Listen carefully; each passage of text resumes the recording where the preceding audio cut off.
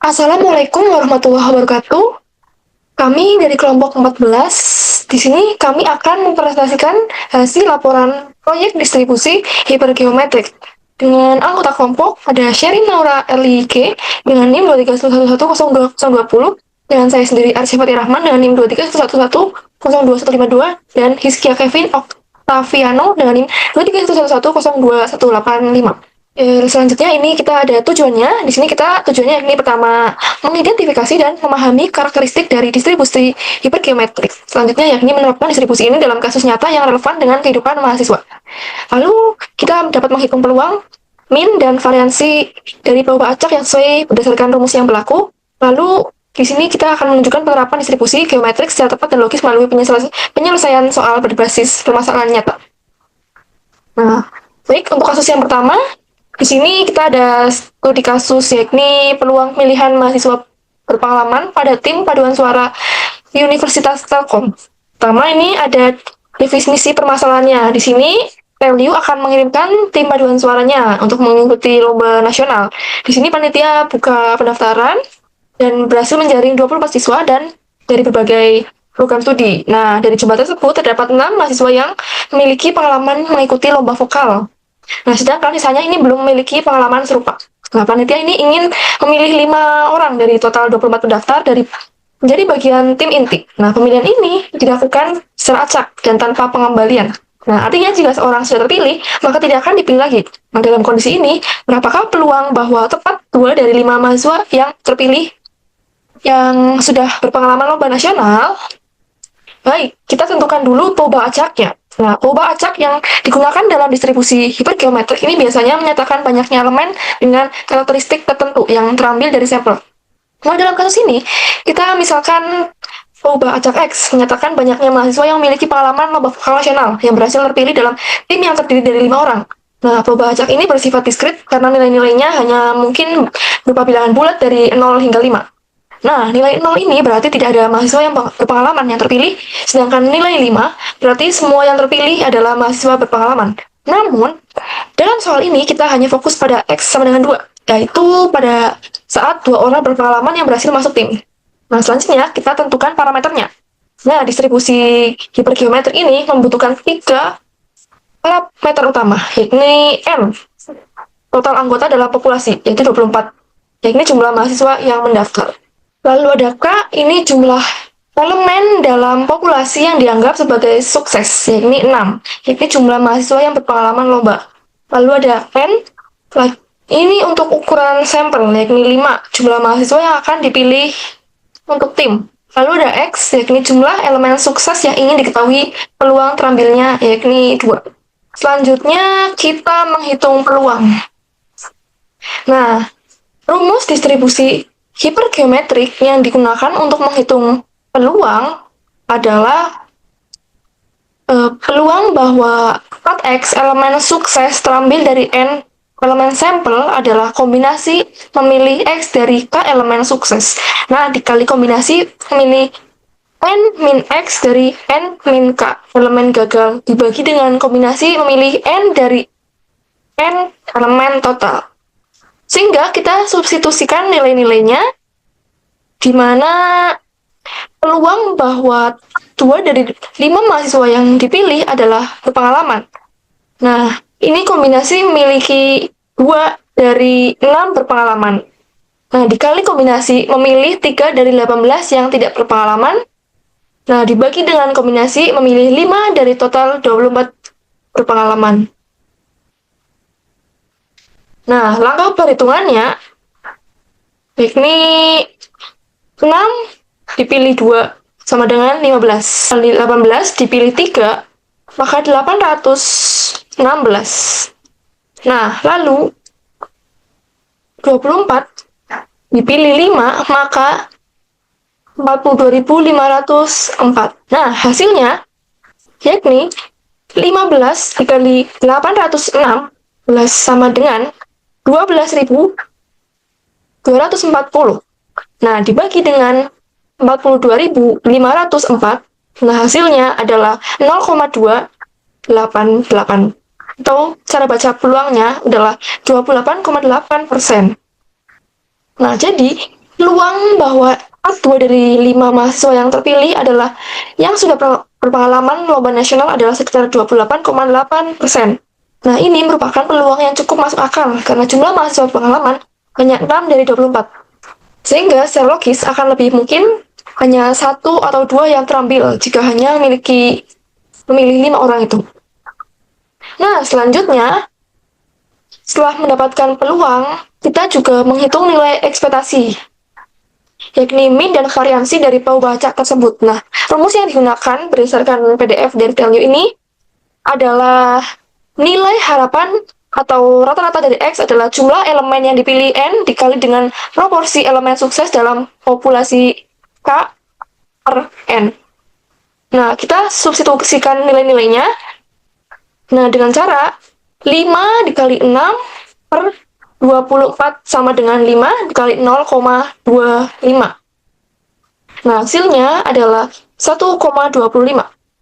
Jadi ini rata-ratanya dari 5 orang yang dipilih secara acak diperkirakan ada sekitar 1,25 orang yang memiliki pengalaman lomba vokal. Nah, ini adalah angka rata-rata. Jadi dalam praktiknya bisa saja yang terpilih ini ada 1 atau 2 orang, tergantung hasil acaknya. Selanjutnya kita hitung variansinya. Sebelumnya kita menghitung min, sekarang adalah variansi.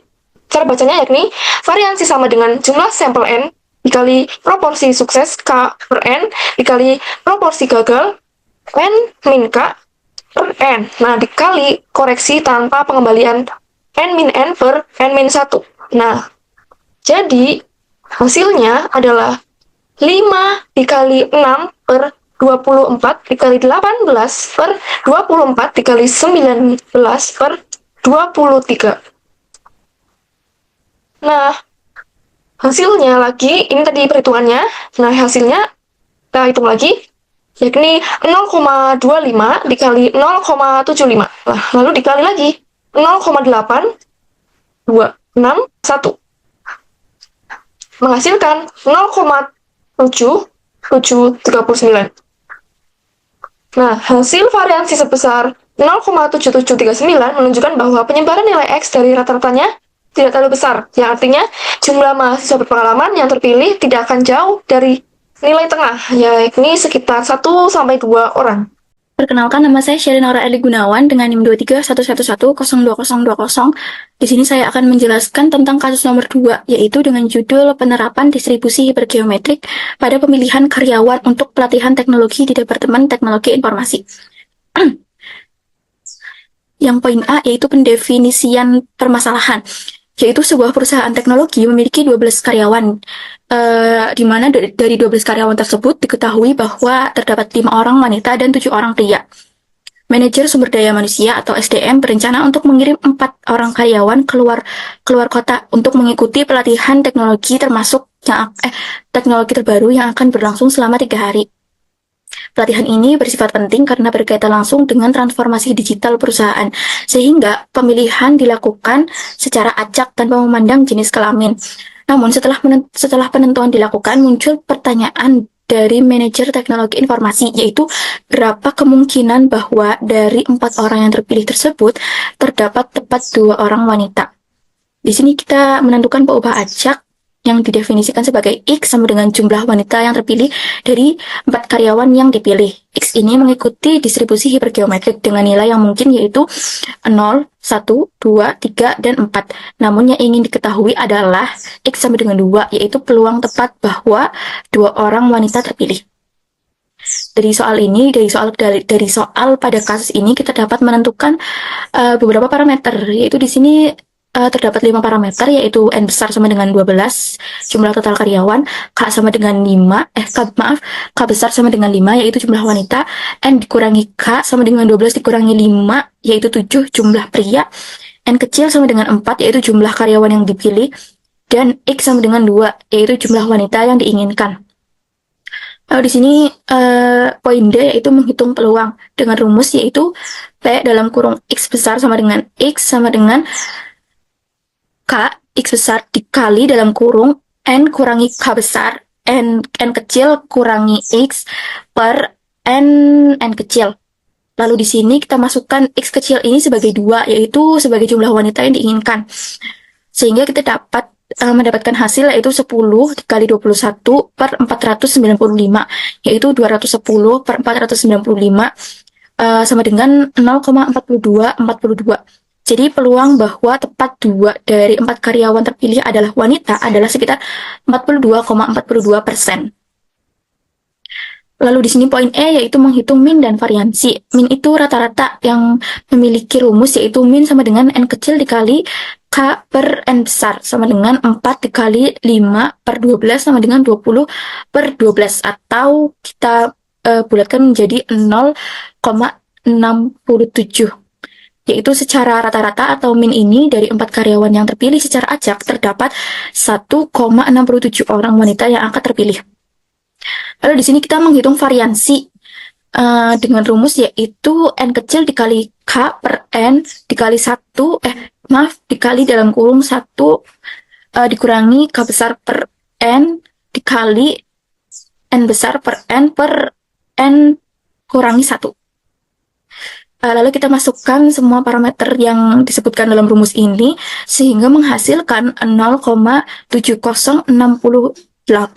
Jadi variansi dari banyaknya wanita yang terpilih adalah sekitar 0,70 orang.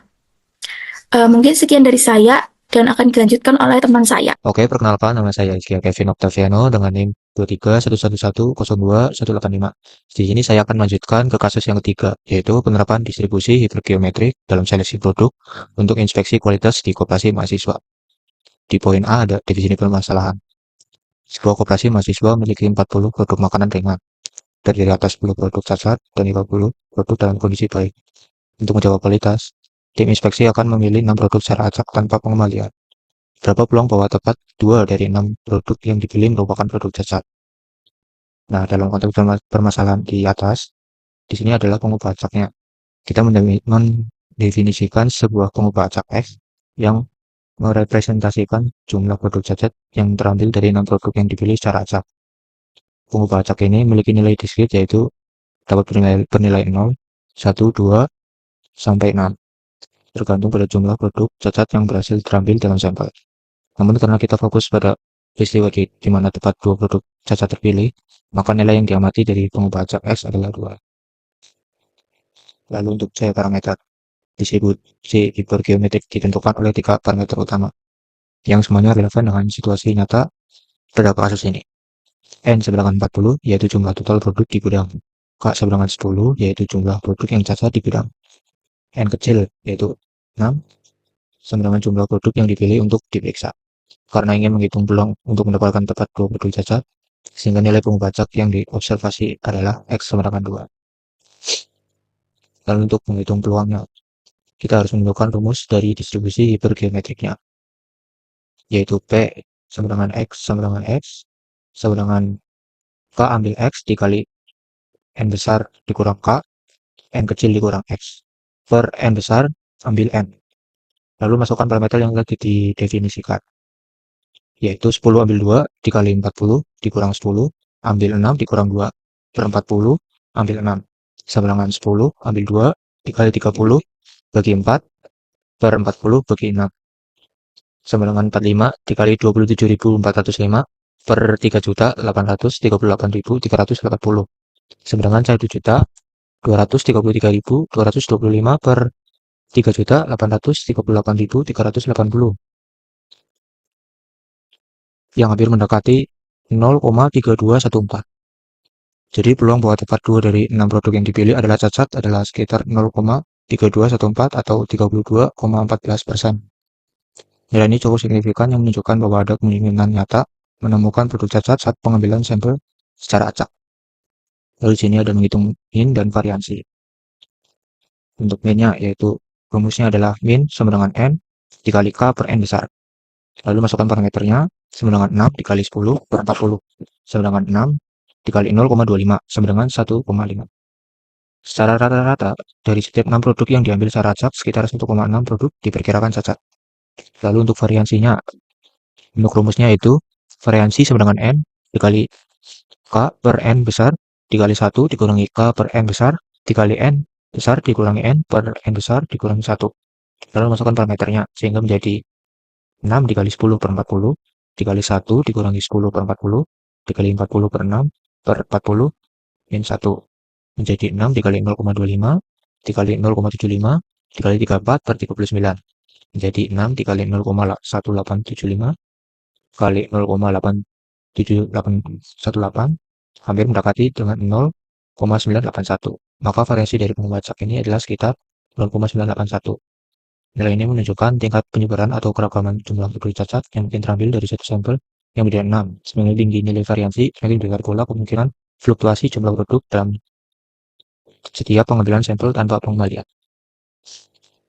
Lanjut untuk kesimpulannya. Dari 3 studi kasus yang dianalisis, distribusi hipergeometrik terbukti cocok untuk situasi pengambilan sampel tanpa pengambilan dari populasi terbatas yang terdiri dari 2 kelompok, seperti pria, wanita, atau pengalaman atau tidak. Kami berhasil menentukan variabel, menghitung peluang, serta mencari rata-rata dari valensi. Selain hasil angka, pendekatan ini juga membantu memahami pola sebaran peluang di dunia nyata. Jadi, penting bagi mahasiswa untuk menguasai konsep ini agar bisa menerapkannya dalam kasus nyata yang serupa.